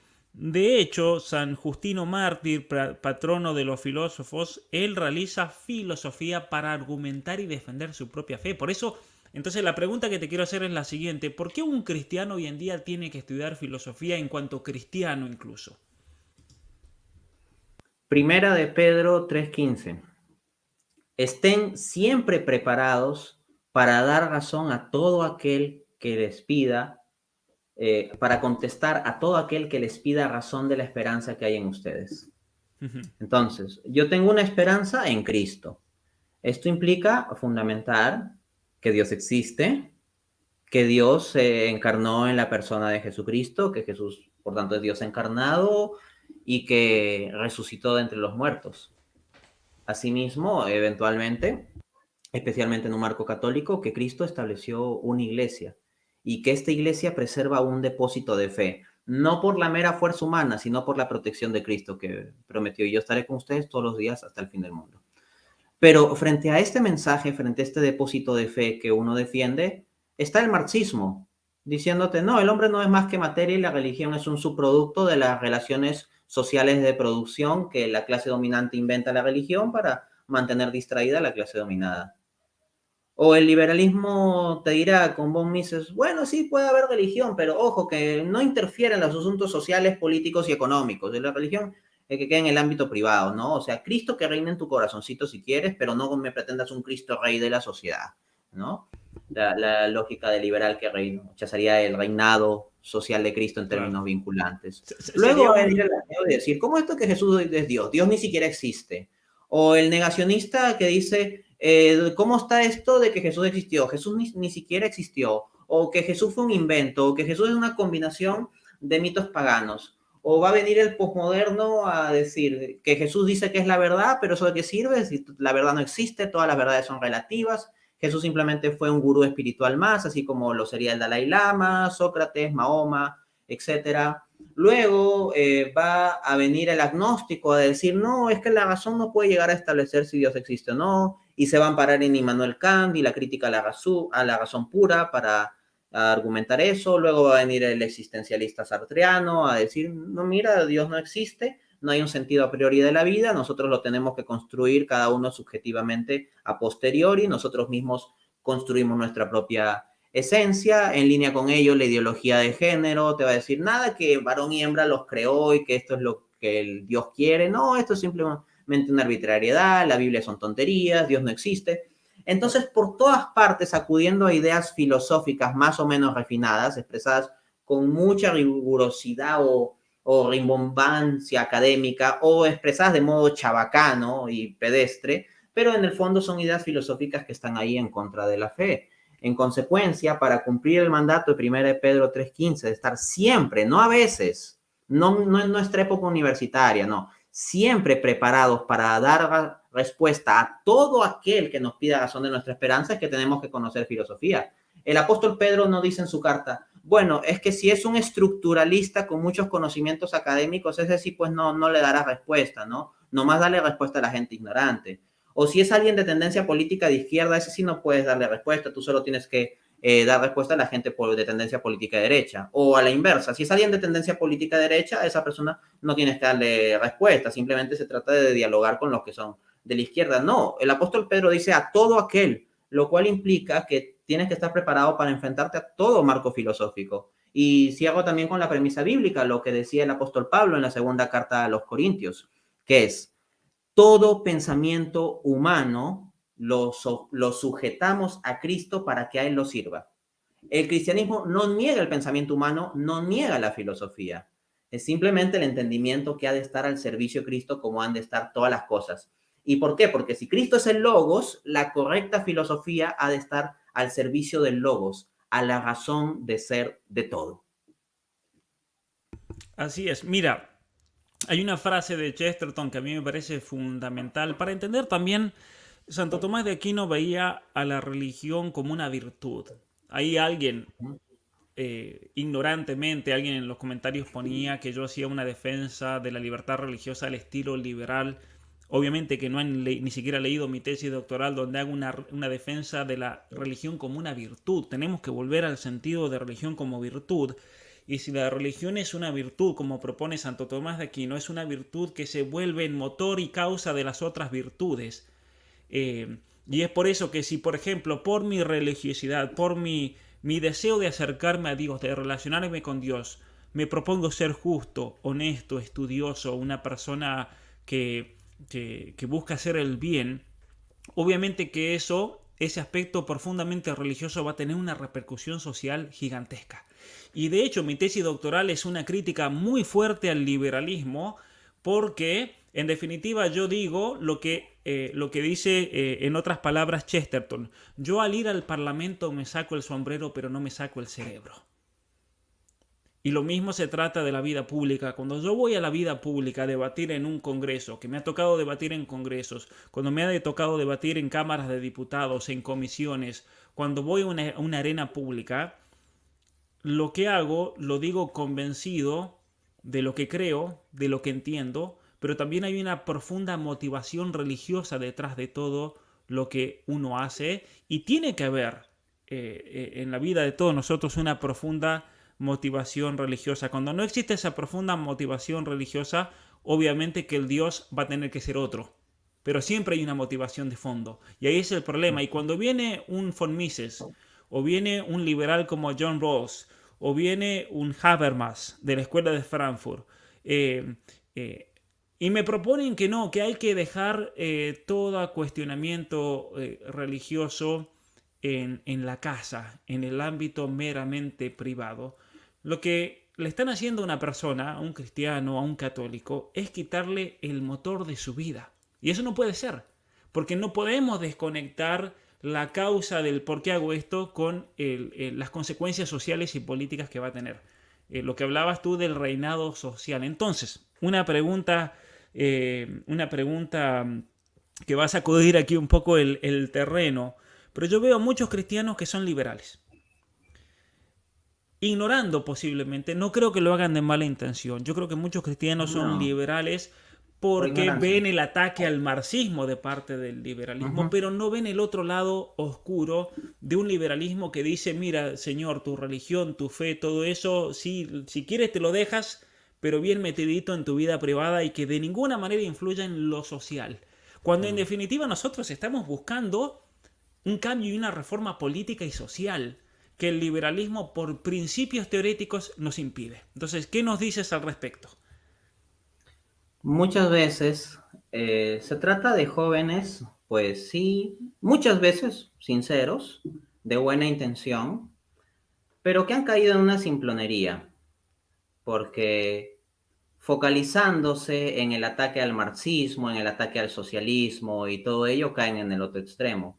Mira, hace unas décadas estaba de moda la teología de la liberación. Lo que estaba de moda era pretender ser cristiano y marxista. Claro. Entonces, ¿y qué decían estos cristianos marxistas? Perdón. Hablaban sobre la explotación, la injusticia, las desigualdades. Y acudían a múltiples instancias del Evangelio y también del Antiguo Testamento y las denuncias de los profetas y todo eso, e incluso documentos magisteriales, sobre estas cuestiones de la injusticia, la pobreza, la explotación, y venían con ese tipo de discurso. Y se enfocaban solo en eso, en las injusticias del capitalismo, y terminaban coqueteando o compatibilizando con el marxismo y eventualmente dejando de lado la fe cristiana para que sea absorbido por un código marxista. Eso era asqueroso y era una visión unilateral en que todo el mal del mundo estaba hacia la derecha, por decirlo así. O sea, te tapas un ojo y todo el mal del universo, todo lo negro del mundo está en la derecha. Hoy en día, lamentablemente, se está dando la otra tendencia de gente que se tapa un ojo para ver el mal y atribuye absolutamente todo el mal del mundo y todos los problemas sociales a la izquierda. Ujú. Entonces, se reduce la cuestión porque posmodernismo es mucho más amplio que izquierda. Pero eso ya sería entrar en otro tema, que es bastante interesante, pero que requiere otro tratamiento. A lo que voy es simplemente el que se ha comenzado a dar ese ego contrario. Entonces, si el mundo va mal es por los gobiernos marxistas, populistas, etcétera, y no se comienza ya a ver el papel activo de empresas privadas y agentes privados en las estructuras de mercado globales capitalistas en todo este proceso también de la porquería posmodernista. Y No, los grandes simplemente se centros trata de gobiernos. financieros. Los grandes centros Efectivamente. financieros, y ese es el problema de Gloria Álvarez, tanto de Gloria Álvarez que critica al populismo como los marxistas que critican todos al capitalismo. Todos, absolutamente todos, se olvidan del primer actor principal de cualquier cuestión geopolítica, relaciones internacionales actuales, que son los grandes organismos financieros a nivel mundial.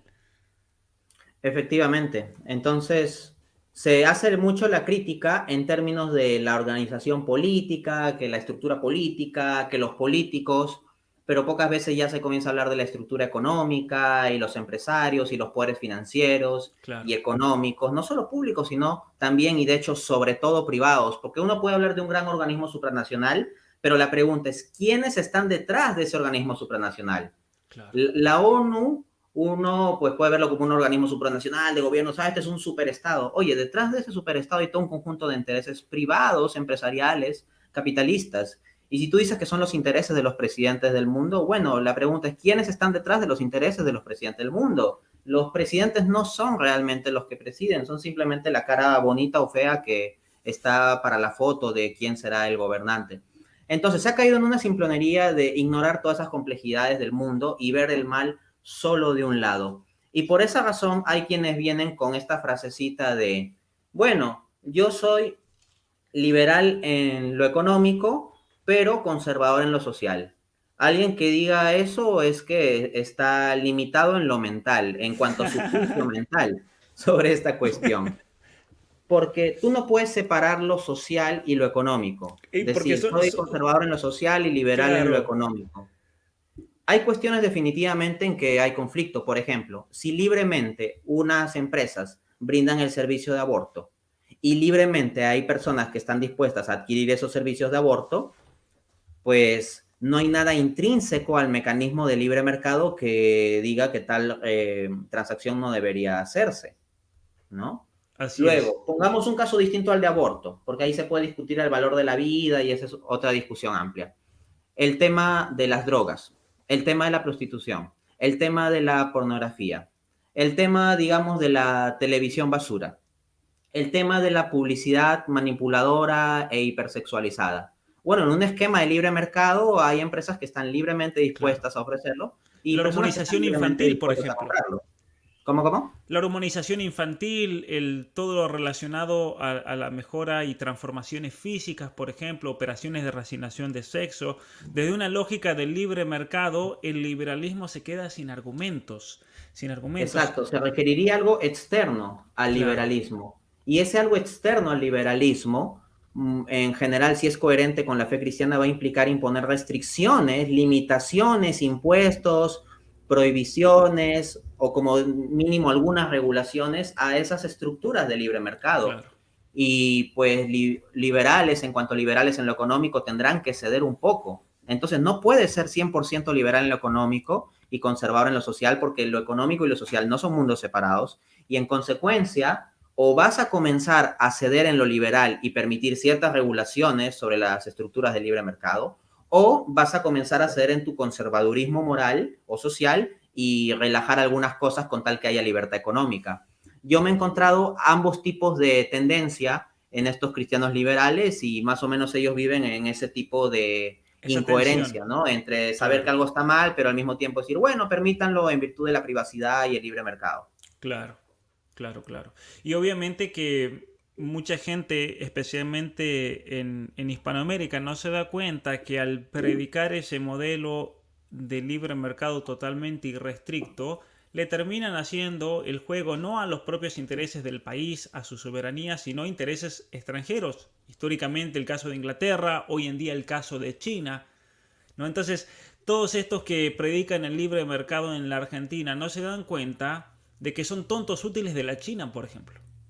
Y a la vez, estos mismos tontos o tontos útiles que van con la banderita amarilla y la viborita y libre mercado y critican a China, le están haciendo el juego a China. Y China los aplaude, dice, vamos muchachos, sigan luchando porque realmente están trabajando gratis para nosotros. Y es por eso que me parecía importante, ya se nos está pasando un poco la hora, pero me parecía importante tener una conversación así, Dante, para que la gente comience a cuestionarse las cosas.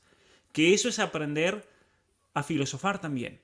No, obviamente que no es una actitud meramente negativa de cuestionar, pero ciertamente que es importante porque el cuestionarnos nos va a hacer crecer personalmente, comenzar a pensar mejor, comenzar a fundamentar mejor nuestras propias creencias, nuestros conocimientos y el camino de nuestra vida. No sé si quieres decir algo antes de terminar, Dante, pero obviamente agradecerte enormemente por esta tremenda conversación que he tenido el gusto de tener contigo. Bueno, primero decir que estoy sumamente agradecido también, como prevía desde el comienzo, me la he pasado excelente, ha sido muy bonito poder discutir, conversar, dilucidar todas estas cuestiones filosóficas tan interesantes, tan esenciales. Suelo decir que la economía es mi profesión, pero la filosofía es mi modo de vida. Yo no puedo evitar respirar y transpirar filosofía y todo verlo desde una perspectiva filosófica. Y eso es lo que nos diferencia a los animales. El ser humano es el animal que filosofa, entonces si no filosofas, pues ya sabes qué te queda. Entonces, apuntar que se han mencionado muchos tópicos. Si alguno quiere profundizar sobre estas cuestiones, les invito a pasar por mi canal de YouTube. Por ejemplo, sobre esta cuestión de cristianismo y liberalismo, sobre las incompatibilidades, etcétera, que puede chocarle a varios que estén escuchando esto por primera vez. En mi canal de YouTube pueden encontrar múltiples videos. De hecho, hay una lista de reproducción de economía y fe cristiana en donde se argumenta esto con base en la Biblia, con base en documentos del magisterio de la iglesia y con base en razonamientos filosóficos citando a los autores liberales mismos. Tuve un debate contra Gabriel Zanotti sobre esta misma cuestión de la supuesta compatibilidad entre fe cristiana o filosofía cristiana y el liberalismo de la Escuela Austriaca de Economía. Podrán encontrar también debates de la defensa del cristianismo frente al Islam, cristianismo versus Islam, cuál es la religión verdadera, debates sobre la existencia de Dios, debates sobre la Trinidad. Entonces ahí hay material que les puede ser de interés para profundizar cuestiones que aquí hemos hablado, porque obviamente hablar de tantos temas implica que lo hagamos de forma resumida. Muchas gracias y nuevamente invitar a todos, está aquí abajo en la descripción de este video el link para el canal donde dice ahí @DanteAurbina. Simplemente apretan ahí y los lleva automáticamente al canal de Dante para que se suscriban, para que aumentemos su plataforma, ya que está impartiendo una cantidad de conocimiento importantísimo para este tiempo, y lo mejor de todo, aunque Rapunzel se nos enoje, es gratuito. Así que eso es lo mejor que está haciendo, yo creo, una de las grandes cosas que está haciendo Dante en esta batalla cultural, y para mí es una alegría enorme realmente poder conversar contigo. Hace mucho tiempo la gente me venía pidiendo por favor un diálogo con Dante. Obviamente que este va a ser, esperemos, el primero de muchos. De mi parte, agradecerte enormemente por tu tiempo, por tu compañía, agradecer también a todos los que se han estado uniendo desde Europa, a todo el continente americano. Muchísimas gracias realmente, y espero que este video los haya animado a leer más, a profundizar, a cuestionarse, si son padres, a formarse para ustedes también formar filosóficamente a sus hijos. Muchas gracias. Muchas gracias por haber visto este video y haber visitado mi canal. Si no estás suscrito, te invito a hacerlo en este momento y a compartir este video. Si quieres más información acerca de mi trabajo, te invito a ir a la descripción, donde encontrarás los links para todas mis redes sociales, mis libros y mi página web. Muchas gracias.